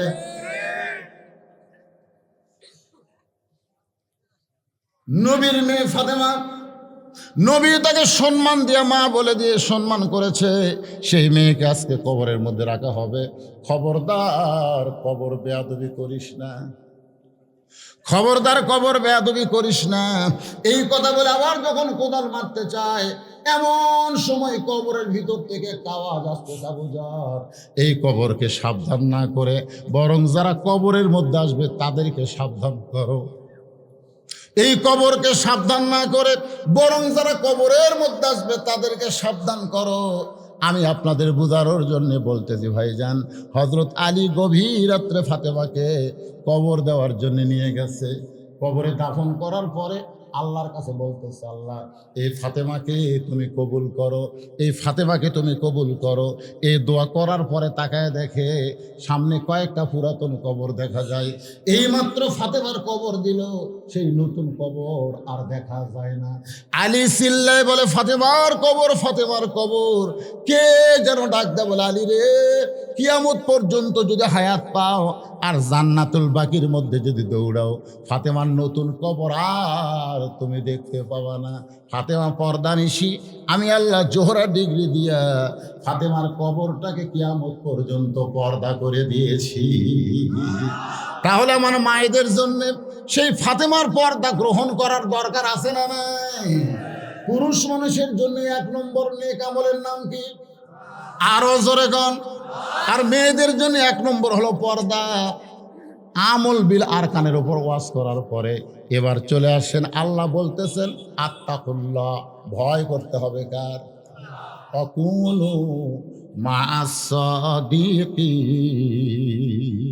এটাই হলো ওয়াজের মূল বিষয়, অকুনু মা'আস সাদিকিন। এর বাংলা অর্থ কি? একেবারে মুগত হাত না থাকবে, বুঝতে পারতেছেন না? ওয়াকুনু মা'আস সাদিকিন এর বাংলা হলো সত্যবাদীদের সাথী হও। আপনারা বলেন তো বর্তমানে বাংলাদেশে সত্যবাদী কারা? শাকিব খান না মামুনুল হক? এ কথা কয় না কেন? শাকিব খান না মামুনুল হক? মামুনুল হক বউলিয়া ধরা পড়ছে, সাংবাদিক জিজ্ঞেস করে তোর কাবিন আছে? আর শাকিব খানের 2 বছর 2.5 বছর পর পর একটা করে বউ বাড়ায়, বার হয়ে বলে এই সন্তান শাকিব খানের। আমাদের বগুড়ার একটা বার আছে, তার নাম হলো অপু সরকার। আর সোহেল যখন হাঁটে বেড়ায় তখন এটা হলো শাকিব খানের। এরপরে বাড়ালো বুবলি, 2 বছর পরে কয় এটা হলো শাকিব খানের। আজ পর্যন্ত শাকিব খানকে পুলিশ ধরছে, কতক্ষণ পুলিশ ধরছে, কিন্তু মামুনুল হক কোনো দেখি। একটু মনোযোগ দিয়ে শোনা লাগবে। আপনারা প্রাইমারির সাথে না নুরানি মাদ্রাসার সাথে? নুরানি মাদ্রাসার সাথে কারা কারা 2 হাত তুলে আবার আল্লাহকে দেখান। লিল্লাহে তাকবীর। তো সরকার যদি মিথ্যাবাদী প্রাইমারিকে বিল্ডিং বানিয়ে দেবার পারে, আমরা সত্যবাদী নুরানি মাদ্রাসায় একটা বিল্ডিং বানিয়ে দেবার পারি কি পারি না? এতগুলো মানুষ এই মাদ্রাসার একটা ঘর করা লাগবে। এই ঘর করার জন্য 10 বস্তা সিমেন্ট, সত্যবাদীদের সাথে আল্লাহর কোরআন হক, এই কোরআনের সাথে থাকার জন্য 10টা বস্তা সিমেন্ট দেব। এমন কোন আল্লাহর পাগল আছে যে হুজুর এই মাদ্রাসার জন্য কোরআন শিক্ষার উন্নয়ন কল্পে আমি 10 বস্তা সিমেন্ট দেব? এই সময় কেউ যদি ওঠে, এই সময় কেউ যদি অজাতা উঠে যায়, কোরআন আমার সামনে, ওই মরবি ঠিকই, কিন্তু প্যারালাইসিস হয়ে মরা লাগবে। জোরে কোন কথা ঠিক না? মরবে, ওর মৃত্যু হবে, কিন্তু মরার সময় স্বাভাবিক মরতে পারবে না। হাত পাও যাবে, বেটার বউ আসা মুখত লাগতে বিয়ার কবি, বুড়া মরিস না, লিদে লিদে খাবার পারিস না, লিদে লিদে পায়খানা করে পারিস না, বুড়া তুই মরিস না। এরকম অনেক বুড়া মুখত লাগতে খায় না, মানে 1 হাত গেছে 1 পা গেছে, বুড়া এখন পায়খানা করে পারে না, ভাতও খাবার পারে না। তা আপনারা কি চাচ্ছেন বুড়া বয়সে বেটার বইয়ে লাত্তি খাবা? তো ওঠেন গেলাই।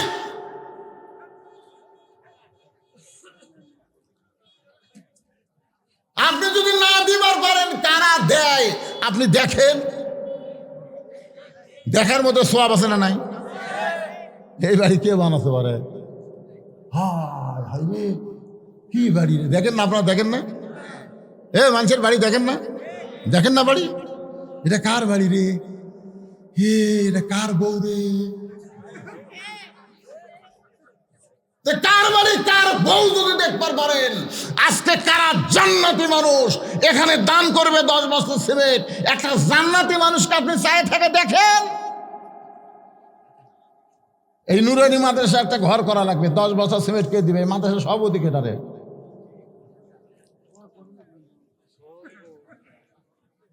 এই মাদ্রাসার সভাপতি নাই, ফুটে আছে বাবা।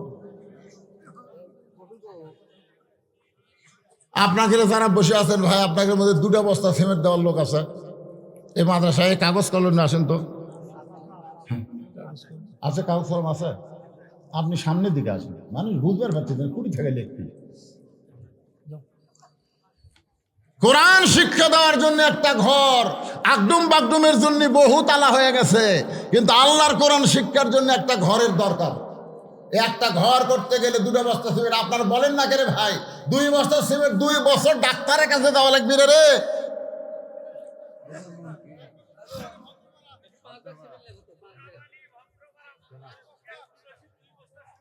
কি রশিদ একটু আসেন তো ভাই, শোনেন, আমি আমার নামের মানুষই পাই না। বোঝ রশিদ মানুষ খুঁজে পাওয়া যায় না। আজকে বোঝ রশিদ তো 2 বছর ছেড়ে দিচ্ছে আমার নিতে। আল্লাহ, আসেন ভাই, না মুসাফা করি ভাই রে, আমার নামের লোক আছে এলাকার।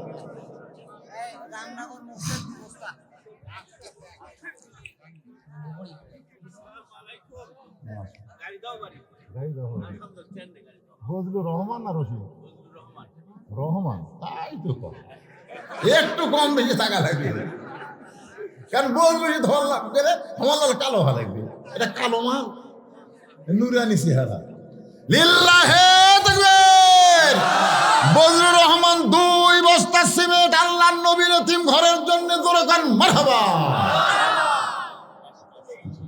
হুজুর, এই যে মফিজুল মাস্টার সাহেব, উনি 1000 টাকা দান করছে। কি নাম বলেন? মোহাম্মদ, আমার বড় ভাইয়ের নাম, বজলুর রশিদ, আব্দুর রশিদ। দেখছেন, ওর বড় ভাইয়ের নাম আব্দুর রশিদ, 1000 টাকা দান করেছে, আল্লাহ কবুল করেন। আর একজন, কে যায় রে, উঠা কে যায় রে? আপনারা কিছুই কর না কেন ভাইজান? আশ্চর্য ধনের কথা রে। একটা বর্তমান প্রেক্ষাপটের দারুণ ওয়াজ করে আছে। আল্লাহ তোমার এক বান্দা 1000 টাকা দান করেছে, আর একজন 600 টাকা দান করছে, আল্লাহ কবুল করেন। আর একজন হায়দার আলী, এখানে লেখেন ভাই, 2 জন লেখা লাগবে রে, একজন লেখা কাম নাই। এই সাইড আর একজন বসেন তো। হায়দার আলী 2 বস্তা সিমেন্ট দান করবে। রিফন 3 বস্তা সিমেন্ট আল্লাহ নবীর ঘরে করবে দান। আল্লাহ রিফনের দানকে আল্লাহ আপনি কবুল করেন। আল্লাহ নেক নিয়ত নেক আশা পুরা করেন, আল্লাহুম্মা আমিন। আপনারা উঠবেন না, উঠলে মাদ্রাসার লাভ না লস?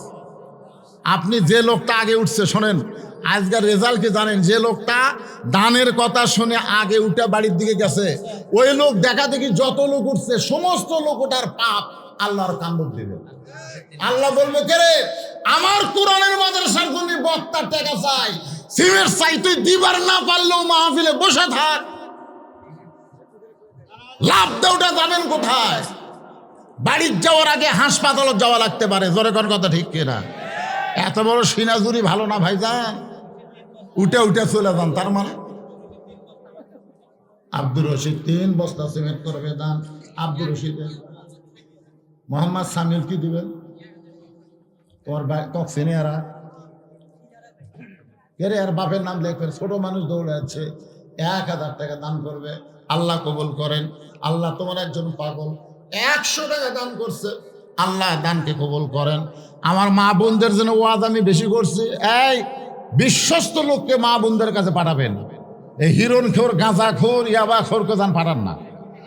এক মাহফিল আমি বলছি, মা বোনদের মধ্যে আদায় করো, এক ইয়াবা খোর আদায় করে যাও। পরে আর গেছে, প্রত্যেকটা মেয়েরা বলতে, তোমরা ঢোকার আগে একজন নিয়ে গেল, হায় হাই কে নিয়ে গেল, পরে খোঁজ পাওয়া গেল এক গাঁজা খোর নিয়ে গেছে। আপনারা মা বোনদের দিকে খেয়াল করেন ভাই, যাই তাই যেন আদায় করবার না ঢোকে। আপনাকে বিশ্বস্ত চিহ্নিত লোককে আমরা মা বোনদের মাঝে পাঠিয়ে দেন। আল্লাহ তোমার একজন মুরব্বী বান্দা 50 টাকা দান করে গেছে, আল্লাহ দানকে কবুল করেন। জামুন্নার মাফু 2 বস্তা সিমেন্ট করলো দান, আল্লাহ মাফুর দানকে আল্লাহ আপনি কবুল করেন, আল্লাহুম্মা আমিন। ওয়ালাইকুম আসসালাম। আল্লাহ তোমার একজন বান্দা 50 টাকা দান করছে, আমার সভাপতি ভাইজান 1000 টাকা নগদে করছে দান, আল্লাহ দান কবুল করেন। আমি মাদ্রাসার সভাপতি সাহেবকে ডাকতেছি রে, মাদ্রাসার সভাপতি এখনো আসে না কেন? কোথায়? তোমার একজন বান্দা 100 টাকা দান করছে, আল্লাহ দানকে কবুল করেন। এটাই কম ভাই, কম কি দিবেন? কম ঘর করা লাগবে, আপনি 2000 ইটা দেন না। সভাপতি 5 বছর দিলে সিমেন্ট আমরা কাঠ মাখবো পারে। না না, এই যে সিমেন্ট আমরা তুলতেছি, এই সিমেন্টটা লাগামো কাঠ।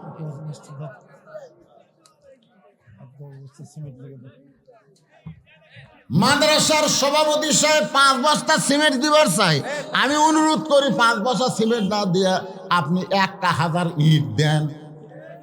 আপনারা কি আমার সাথে একমত? কারা কারা একমত হাত তোলেন। সভাপতি সাহেবের আগমন, এ ভাই রে, যারা পিছনে বসে আছেন আপনার একটু সামনে আসেন তো ভাই। এ ফাঁকা যারা হয়ে গেছে ফাঁকা জায়গা রাখেন না, আসেন আল্লাহর রাস্তা আসেন। খালি উঠে সামনে আসবেন, এক আধ বছর আপনার কোনো অসুখ ধরবে না। ঝাঁকি দিয়ে উঠবেন, ঝাঁকি দিয়ে বসবেন, ঝাঁকির সাথে সব অসুখ বিসুখ পড়ে যাবে। সভাপতি সাহেব কুড়ি গেল রে, 1000 ইট ধরে ভাই। নামটা দেখুন, মোহাম্মদ কফির উদ্দিন 1001 নম্বর ইট, জোরে কোন মারহাবা। আর ইটের মধ্যে আবার মাটা ইট আছে, মাটা ইট সিমটি মারলে উঠে যায়, সেটা নয়, 1 নম্বর ইট। জি, ঢাকা শিল্পপতি 5000 টাকা। কি শিল্পপতি? ঢাকায় শিল্পপতি। তো ঢাকার শিল্পপতি মানে এখন অবশ্য শিল্পের উপর গজব করছে। আপনি কি শিল্প? 10 বছর সিমেন্ট দিয়েছি ইনশাআল্লাহ। 10 বছর সিমেন্ট দিচ্ছেন? মাশাআল্লাহ, তাও তার চাপ দেওয়া যায় না। 10 বস্তা সিমেন্ট, আবার নগদে 5000 টাকা। বাপজানের নামটা একটু বলি। মোহাম্মদ আজহার আলী 10 বস্তা সিমেন্ট 5000 টাকা দান করেছে। আল্লাহ তার ব্যবসার মধ্যে বরকত দেন, ওসমান গনির সঙ্গে আল্লাহ জান্নাত দেন। জোরে কোন আমিন। আমি বলতেছি ভাইজান, যদি আপনারা মাদ্রাসার বিপক্ষে হন, মাদ্রাসা ভাঙ্গা দিয়ে যান, তাও মাহফিল থেকে আপনার উঠে যাবেন না ভাই। যদি আপনার পছন্দ না হয়, কোদাল দিয়ে এসে মাদ্রাসা ভাঙ্গেন। এতক্ষণ ওয়াজ করলাম, লড়া নাই চড়া নাই, টেকা চালে লাভ দাও টেনে, এত বড় হিম্মত হলো কোথেকে রে? আল্লাহ, বাড়ির যাওয়ার আগে যেন হাসপাতাল যাওয়া লাগে। আল্লাহ, কি লাগতে পারে কি পারে না?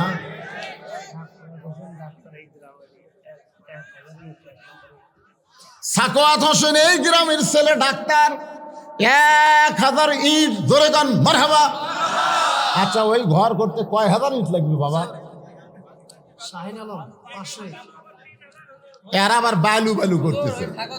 একই ছেলে সব। আমি বলতেছি ভাই, আজকে যে সবচাইতে বেশি দান করবে তার জন্য দোয়া করা হবে। একজন বলতেছে হুজুর যত তেজপাতা লাগবে সব আমি দেবো। এই পাগলা, তেজপাতা আগে না গরু আগে রে? বালুর কথা পরে হবে না, আগে আগে আমি বলতেছি আপনাদের মাদ্রাসার ওই ঘর করতে কত ইট লাগবে সেটা বলুন। সাকওয়াত হোসেন 3000 টাকা নগদ, আবার বাকি 1000 ইট করছে দান। আল্লাহ কবুল করেন। সহসভাপতি আছে, ডাক দেন সহসভাপতি। শাহিন, কার নাম শাহিন? 500 ইট দেবো। 500 500 কাজ করে আনবেন। হাতে 1000 ইট। এক টলি আনবে গেলে 1000। হাতে 1000 ইট দেবো। শাহিন 1000 ইট। জোরে বলেন মারহাবা। একটা ঘর করতে কয় হাজার ইট লাগে সেটাই কর পারে না। এ পর্যন্ত 3000 উঠে গেছে। কয় হাজার? 5000 হলি হবে। ছোট রুম রে, 5000 বড় রুম। 5000 হলি এরা সবলি কয় 5000 হলি, তাহলে 3000 হয়ে গেছে। আর মাত্র 2000 ইট লাগবে। 2000। সহসভাপতি আব্দুল গফফার ভাই। এই সহসভাপতি আব্দুল গফফার কোনটি? এ গফফার ভাই, এ ভাই কুটি রে? গফফার ভাইয়ের আগমন, লিল্লাহি তাকবীর। ভাই কোন এইটা না হল ভাস ধরে।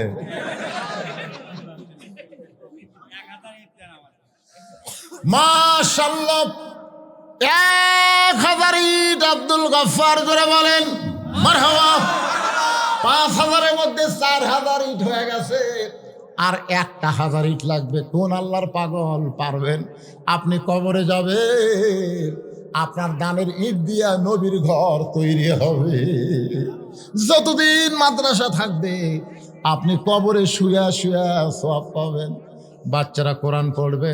এ মাদ্রাসা শুধু নুরানি থাকবে না, সামনে হাফেজি মাদ্রাসা হবে, তাই না? সামনে হাফেজি মাদ্রাসা হবে। এই জন্যে আর 1000 ইট লাগবে। কোন আল্লাহর পাগল? এই সেই তারিখে রে, মাসের সেই তারিখে। হ্যাঁ, মাদ্রাসার সেই তারিখে রে। মুকুল ভাই। কোনটা মুকুল ভাই? মুকুল ভাইয়ের আগমন।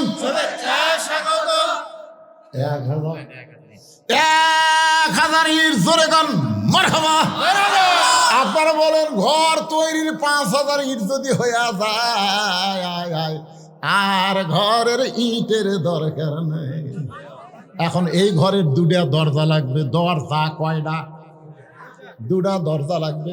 কোন আল্লাহর পাগল পারবেন এই নবীর ঘরে দুইটা দরজা লাগাবার?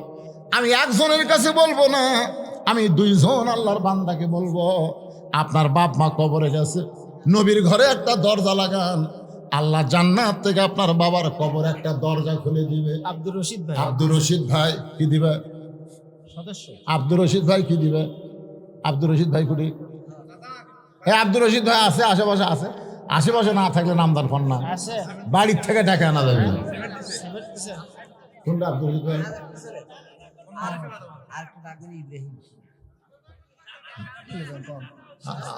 লাঠি, ওটা লাঠি আপনার? মাশাআল্লাহ, মাল তো তৈরি হয়ে গেছে রে। আপনি মরে গেলে কোনো টেনশন নাই। এতগুলো মানুষ সামনে ওই ছোট বাচ্চা তখন জানাজা দেখাবার পারে, দাদা মল্লি যে কি করবি ভাই, খালি জানাজা করবি আর চোখ দিয়ে দর দর করে পানি পড়বি। ধরে কোন কথা ঠিক কিনা ভাই?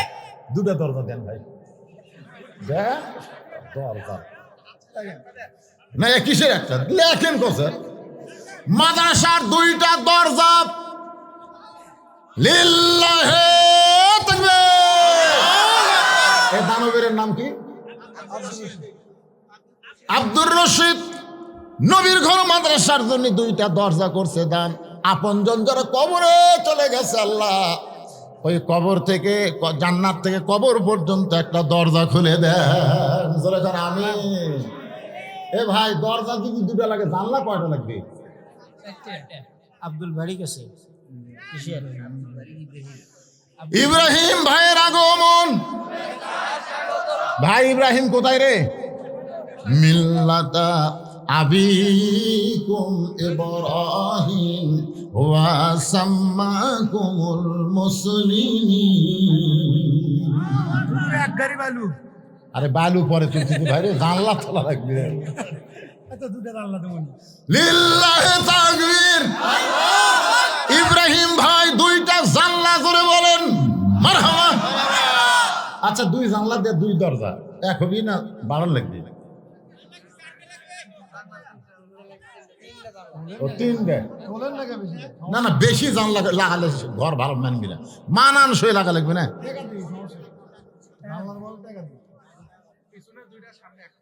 পিছনে দুটা, সামনে একটা, তার মধ্যে দুটা হয়ে গেছে। আর একটা জানলা দেন, একটা জানলা। মাশাআল্লাহ। কি নাম? আব্দুল বারিক। এই মাদ্রাসার কেশিয়ার না চাওয়ার আগে একটা জানলা করছে দান। আব্দুল বারিকের দান দিয়ে মাদ্রাসা হয়ে গেল ভাইজান। এখন একজন বলতে যে হুজুর সিমেন্ট হলো, ইট হলো, কিন্তু বাহালু হলো না। আব্দুল আলিম আছে। কি দিবে আব্দুল আলিম? কি দিবে? মাদ্রাসার সদস্য। আব্দুল আলিম ভাই কুটি রে, কোন জায়গা? বাবা দুই গাড়ি বালু দাও বাবা।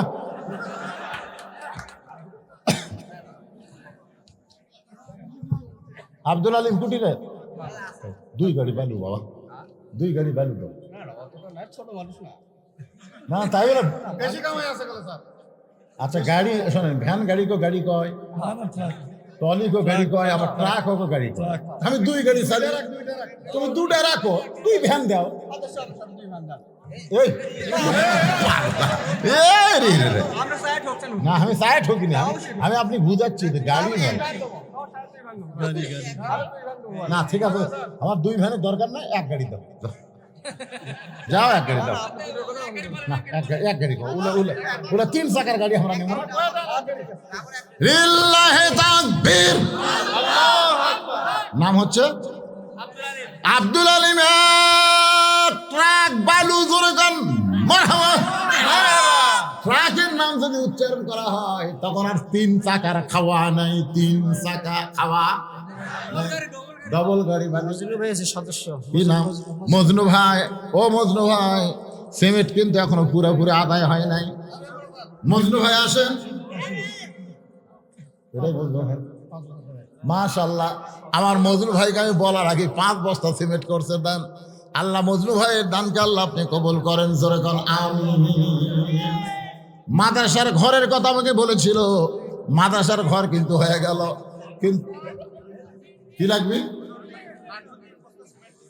নান্নু 3 বস্তা সিমেন্ট। এখন মাদ্রাসা আপনার ছাদ দিয়ে করবেন না টিন দিয়ে করবেন? এই সাত হবি না টিন হবি ভালো করে কও কে বাবা কি ও টিন হয় এটা হচ্ছে বেশি চাপাচাপি করে হবি না বাদান সাত এখনই করবে গেলে হবে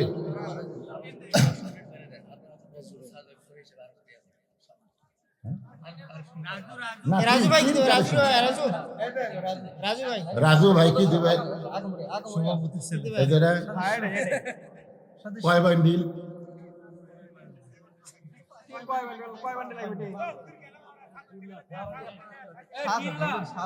হ্যাঁ? এই চাদর দিবি না কেন মাদ্রাসার ছাত্ররা নাই ইস কয় হুজুর আমরা গেলাম চাদর দিচ্ছেন না তার মানে এই চাদর আলাদা নামে না কেন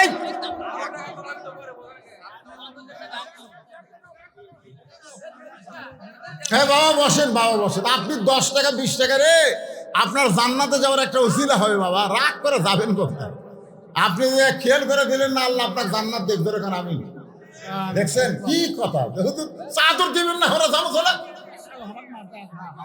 আরে দেন দেন দেন দেন দেন আমার মাইকের মধ্যে আদায় করছে এই মাইকের মধ্যে আদায় হচ্ছে যে ছেলে জানাজা করলো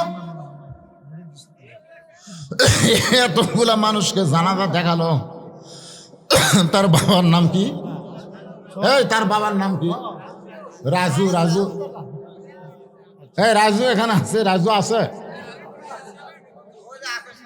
এই রাজু সাহেব তা আপনার বেটা জানাজা করে দেখালো আপনি একটা কিন্তু দেখান আচ্ছা আব্দুল হান্নান মৌলানা আব্দুল হান্নান মৌলানা আব্দুল হান্নান আচ্ছা দাদা দুটো দরজা দিচ্ছে ওর মধ্যে বাবু আছে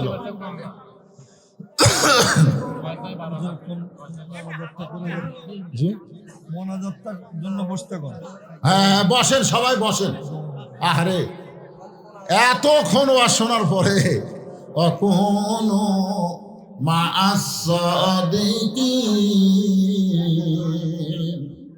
সত্যবাদীদের সাথে আমরা হব ঠিক কিনা বলেন এখন সত্যবাদী কারা এটা আজকে আপনাদেরকে বলতে পারলাম না সত্যবাদী তারাই যারা হক কথা বলে হক পথে চলে হকের জন্য যারা জীবন দেয় তাদেরকে সত্যবাদী বলা হয় জি মুয়াজ্জিম সাহেব এই মুয়াজ্জিম সাহেব আব্দুল খালেক সাহেব আপনারা কোথায় আসেন মাদ্রাসায় টিন লাগবে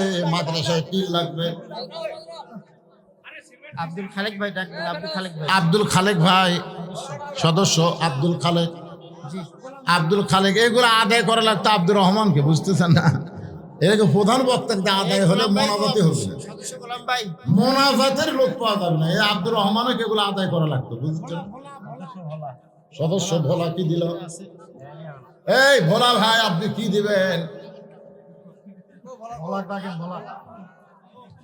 না এখানে না এই সবাই বসে যে কয়জন আমরা আছি একটা দোয়া করবো ভাইজান এত কষ্ট করে মাহফিল করেছে একটা দোয়ার দরকার নাই আল্লাহুম্মা আমিন সবাই হাত তোল আল্লাহুম্মা আমিন আল্লাহুম্মা আনতাস সালাম ওয়া মিনকাস সালাম তাবারাকতা ইয়া যাল জালালি ওয়াল ইকরাম আমাদের 1 বছর হলো আমি দোয়া করি আয় আল্লাহ মাবুদ সেই মাগরিবের নামাজের পর থেকে এত রাত পর্যন্ত তোমার পাগল বান্দা বান্দিরা আরামের বাড়ি ঘুম বাদ দিয়া কোরআন হাদিসের মহব্বত কলিজার মধ্যে নিয়ে এই জান্নাতের বাগানে বসে বসে আলোচনা শোনার শেষে আমি গুনাহগারের সঙ্গে রহমতের দরজায় ফকির হয়ে দোকানে হাত তুলেছে মেহেরবানি করে আজকের মাহফিল আমাদের সকলের হেদায়েতের জন্য নাজাতের জন্য জান্নাতের জন্য কবুল করে না এই মাহফিলের শুরু থেকে শেষ পর্যন্ত যত আলোচনা হয়েছে এর মধ্যে যদি ত্রুটি হয় ভুল হয় মাফ করে দেন এর যে হাদিয়া মঞ্জুর করেন সোনার মদিনায় নবী পাকের রওজা মোবারকে আল্লাহ আপনি কবুল করে নেন तमाम अंबियाई किराम असहाबे किराम ताबिनी किराम तवा ताबिनी किराम तमाम पृथ्वीर माटिर निचे যত মুমিন মুমিনা শুয়ে আছে আল্লাহ সকলের আরো পরে হাদিয়া কবুল করেন। আল্লাহ আমরা যারা হাত তুলেছি আমাদের মধ্যে জনম দুঃখনী মা যাদের কবরে গেছে, আল্লাহ মেহেরবানি করে মায়ের কবর জান্নাতের টুকরা বানায় দেয়। মোনাজাত শুরু করার সময় আমার এক ভাস্তা কানে কানে বলতে, হুজুর 2 বছর আগে আমার বাবা দুনিয়া থেকে চলে গেছে। খালি তোমার বাবা না, আমরা যারা বাবা হারে এতিম হয়ে হাত তুলেছি, আল্লাহ মেহেরবানি করে বাবার কবরকে জান্নাতের টুকরা বানায় দেয়। আল্লাহ মাগুর গাড়ি মাদ্রাসাকে কিয়ামত পর্যন্ত কবুল করে। আল্লাহ এই মাদ্রাসা নুরানি মাদ্রাসা হিসাবে পরিচালিত হচ্ছে। এই মাদ্রাসা যেন হাফেজি মাদ্রাসা, কওমি মাদ্রাসা হিসাবে যেন কবুল হয়ে যায়। আল্লাহ তোমার এই নবীর এতিম ঘরে আজকে নগদে বাকিতে যারা দান করে দিছে, কেউ ইট দিল, কেউ সিমেন্ট দিল, কেউ দরজা জানলা দিল, কেউ টিন দিল, যারা এই যে নিয়ত করে দান করলো, ও মাবুদ সকলের দানগুলোকে তুমি জান্নাতের বিনিময়ে কবুল করো। এ মাদ্রাসার সভাপতি, মাদ্রাসার সহসভাপতি, মাদ্রাসার সেক্রেটারি, মাদ্রাসার ক্যাশিয়ার, মাদ্রাসার সদস্য, আল্লাহ সবাইকে কবুল করে তুমি জান্নাতি সদস্য বানায়া দাও। মাদ্রাসার মুহতামিম, মাদ্রাসার উস্তাদ, মাদ্রাসার তালবে ইলমকে আল্লাহ তুমি কবুল করো। আজকের মাহফিলের সম্মানিত সভাপতিকে আল্লাহ তুমি কবুল করো। এক সময় আমার ভাই যাবার চাইছিল, আমি হাত ধরে বললাম, ভাই যায়েন না। আমার সেই সভাপতি ভাই হাফেজ সাহেব আখিরে মোনাজাতে আমার সঙ্গে হাত তুলেছে। আমি গুনাহগার, আমার ভাইয়ের হাতের ওসিলায় গোটা মাহফিলকে আল্লাহ তুমি কবুল করে নাও। আল্লাহ আজকের মাহফিলের প্রধান অতিথি আসতে পারে নাই, কিন্তু প্রধান অতিথির প্রতিনিধি এসেছিল। কি দিয়ে গেল মাদ্রাসায় আমি এখনো জানি না। আল্লাহ আজকের মাহফিলের সম্মানিত বিশেষ অতিথিদের আল্লাহ তুমি কবুল করো। আলেম ওলামাদের কবুল করো। ফিলিস্তিনের মুসলমানকে আল্লাহ তুমি হেফাজত করো। আল্লাহ তোমার ঘর আব্রাহা ধ্বংস করতে এসেছিল, তুমি আবাবিল পাখি দিয়া হস্তি বাহিনীকে ধ্বংস করে দিলা। বাইতুল মুকাদ্দাস তো তোমারই ঘর, যেই ঘরে আমাদের নবী সমস্ত নবী রাসূলের ইমামতি করেছে। আল্লাহ সেই ঘরকে ইহুদিরা নাফাক করতেছে। আল্লাহ তুমি মুসলমানের রক্তের বিনিময়ে হলেও বাইতুল মুকাদ্দাসকে তুমি হেফাজত করো। আমার মা বোনেরা পর্দার অন্তরালে বসে বসে ওয়াজ শুনেছে, আল্লাহ আবিদা সালিহা পর্দানিশী কবুল করে মা ফাতেমার চরিত্র দান করে দাও। আমি অসুস্থ, আমার মতো যারা অসুস্থ হয়ে হাত তুলেছে আল্লাহ সুস্থতার নিয়ামত দান করে দাও। বাংলাদেশের অস্থিতিশীল পরিষদ, অস্থিতিশীল পরিবেশকে আল্লাহ তুমি হেফাজত করো। আমরা একই মায়ের 4 ছেলে, কেউ আওয়ামী লীগ, কেউ বিএনপি, কেউ জামাত, কেউ জাতীয় পার্টি করে। আল্লাহ তাআলা আবার একসঙ্গে বসে আমরা ভাত খাই। আল্লাহ রে, দল বড় নয়, দেশের জন্য সবাইকে কাজ করার তৌফিক দাও। আমার সোনার বাংলাদেশ আবার যেন সোনা ফলে। আমরা কোনো ফেতনা চাই না, গন্ডগোল চাই না। আল্লাহ তুমি দেশের সার্বভৌমত্বের উপরে রহমত করো। আল্লাহ দুর্বল উদ্যোগতি নিম্নগতি করে দাও, রেজেকের ব্যবস্থা করে দাও, অভাব অনটন দূর করে দাও। আসমানের বালা আসমানে নাও, জমিনের বালা তুমি জমিনে ডাবায় দাও। আবার দোয়া করি আল্লাহ মাগুর গাড়ি মাদ্রাসার উপরে খাস রহমত নাজিল করো। সুবহান রাব্বিকা রব্বিল ইজ্জাতি আম্মা ইয়াসিফুন ওয়া সালামুন আলাল মুরসালিন আলহামদুলিল্লাহি রাব্বিল আলামিন।